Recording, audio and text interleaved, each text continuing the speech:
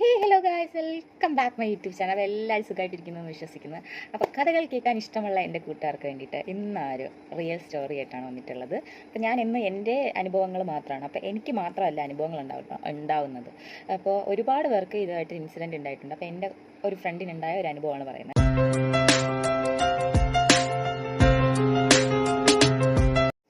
അപ്പോൾ ഇത് നടക്കുന്നതെന്ന് വെച്ച് കഴിഞ്ഞാൽ, ഇപ്പോൾ ഞാൻ ആ സമയത്ത് ഈ സംഭവം കേൾക്കണമെന്ന് വെച്ച് കഴിഞ്ഞാൽ, എൻ്റെ ബെസ്റ്റ് ഫ്രണ്ട്, ഞാൻ ആദ്യമായിട്ട് ആ സ്കൂളിൽ, ഞാൻ പഠിച്ച സ്കൂളിൽ നിന്ന് മാറിപ്പോയി വേറൊരു സ്കൂളിലൊന്ന് ജോയിൻ ചെയ്യും. എൻ്റെ കോട്ടൺ ഹിൽ എൻ്റെ ഡ്രീം സ്കൂളാണ് കേട്ടോ. ഞാൻ അവിടെയാണ് പഠിച്ചത്.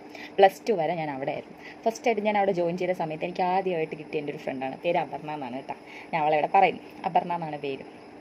അപ്പോൾ അവളെന്ന് വെച്ച് കഴിഞ്ഞാൽ കാണുമ്പോൾ തന്നെ ഭയങ്കരമായിട്ട് എനിക്ക് അവളെ ഭയങ്കര ഇഷ്ടമാണ്. കാരണം വരുമ്പോൾ തന്നെ കൂടി പൂക്കളൊക്കെ തലയിൽ വെച്ച് അങ്ങനെ വരുന്ന എൻ്റെ ഫ്രണ്ടാണ് കേട്ടോ.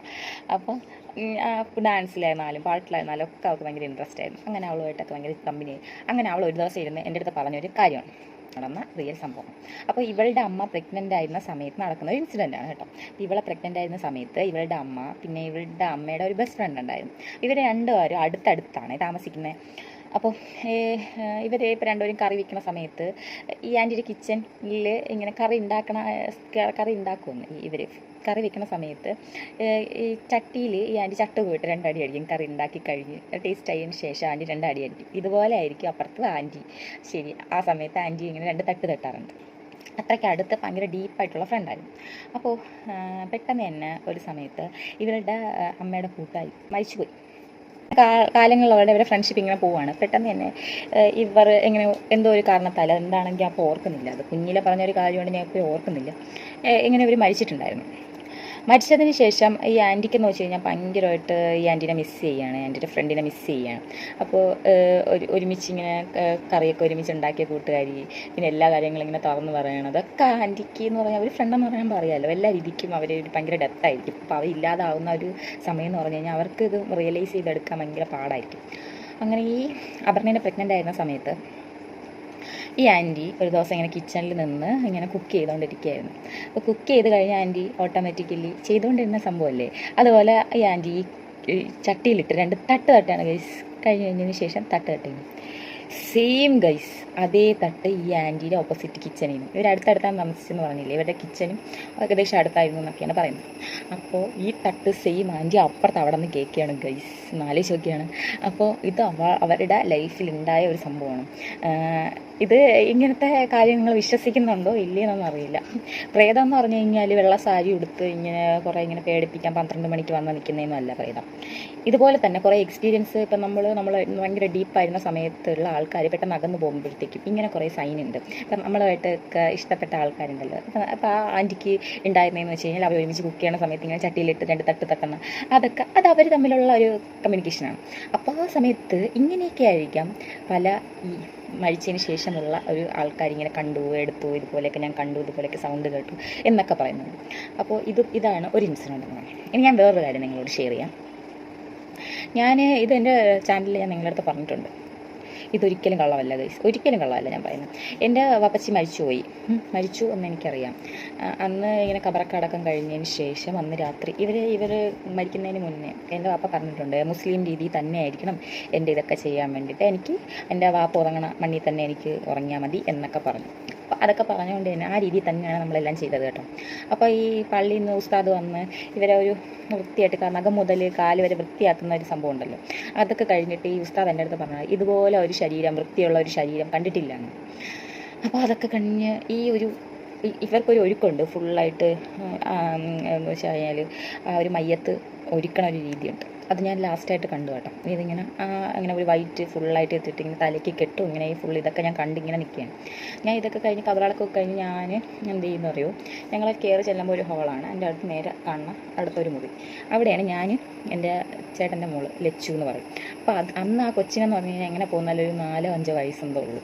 അപ്പോൾ ആ കുഞ്ഞ് എൻ്റെ വയറിൻ്റെ മുകളിലായിട്ട് ഇങ്ങനെ കാലിങ്ങനെ കയറ്റി വെച്ച് അവൾ കിടന്നുറങ്ങും. എപ്പോഴും വയറിൻ്റെ പുറത്ത് ഇങ്ങനെ കാല് വെച്ചിരിക്കും. ഇവളെന്താക്കിയെന്നറിയാമോ ഗൈസ്, ഇവളെപ്പോഴും നിറച്ച് കീലിക്കുള്ള കൊലുസിടുന്ന, ഇവൾക്ക് ആ സമയത്ത് നമ്മൾ എന്താണ് മേടിച്ചിട്ട് കൊടുക്കുന്നത്. അപ്പോൾ ഇവൾ ആ കൊലുസിട്ടിട്ടുണ്ട്. പെട്ടെന്ന് തന്നെ നമ്മൾ നേരെ കാണുന്ന ഹോളിൻ്റെ നേരെയാണ് കഥ കേട്ടോ. അപ്പം അവിടെ നിന്ന് എൻ്റെ വാപ്പ ഇങ്ങനെ വരുവാണ്.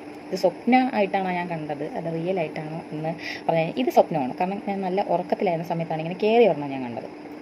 ഇതിങ്ങനെ കാണുകയാണ് ഞാൻ കറക്റ്റ് ഇങ്ങനെ ഈ വാതിലിലൂടെ ഇങ്ങനെ കയറി ആൾ വന്ന് എൻ്റെ അടുത്തിരുന്നു. എനിക്ക് അന്ന് നല്ല പനിയായിരുന്നു ഗൈസ്, നല്ല പനി എന്ന് വെച്ചാൽ നല്ല പനിയായിരുന്നു. അപ്പോൾ മരിക്കണേൻ്റെ അന്ന് എനിക്ക് നല്ല പനിയായിരുന്നു, കാരണം ഒരു വക ഞാൻ ഇറക്കിയിട്ടില്ല.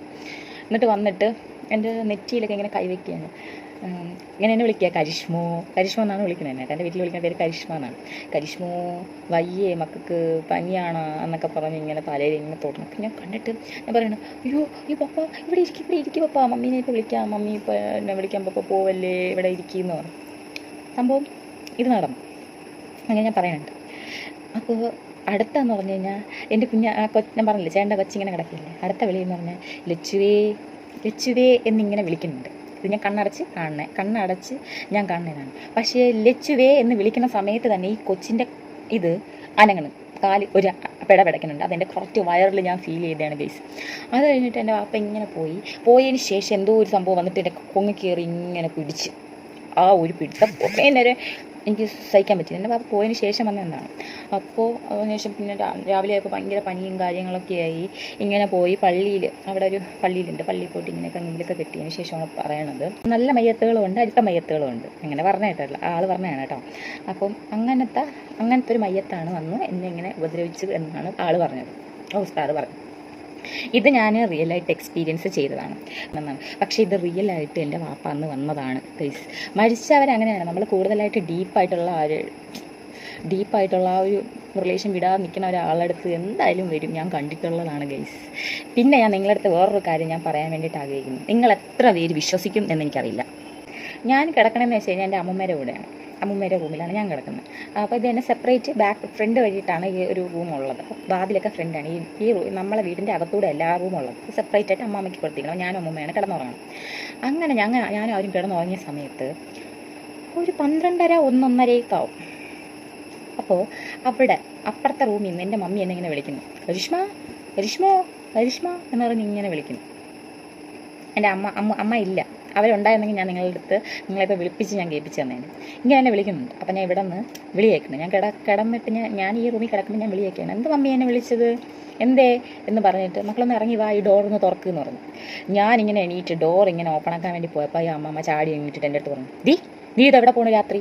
ഞാൻ പറഞ്ഞു, അമ്മ നിങ്ങൾ കേട്ടില്ലേ എന്നെ മമ്മി വിളിക്കണം എവിടെ മമ്മി വിളിക്കണം? അവരൊക്കെ എപ്പോഴും കിടന്ന് ഉറങ്ങി, ആരും വിളിച്ചിട്ടൊന്നുമില്ല നിന്നെ, ആരും രാത്രി വിളിക്കണം എന്ന് പറഞ്ഞാൽ ഇറങ്ങിപ്പോണം എന്നും പറഞ്ഞ് അവരെന്നെ കുറേ സംസാരിച്ചു. അപ്പോൾ ഈ അമ്മമ്മേരെ റൂമിൽ നിന്ന് കഴിഞ്ഞാൽ അപ്പുറത്തെ മതിലിങ്ങനെ താഴ്ന്നിരിക്കുന്നതുകൊണ്ട് നമുക്ക് അപ്പുറത്തൊക്കെ സംസാരമൊക്കെ കേൾക്കാൻ പറ്റും.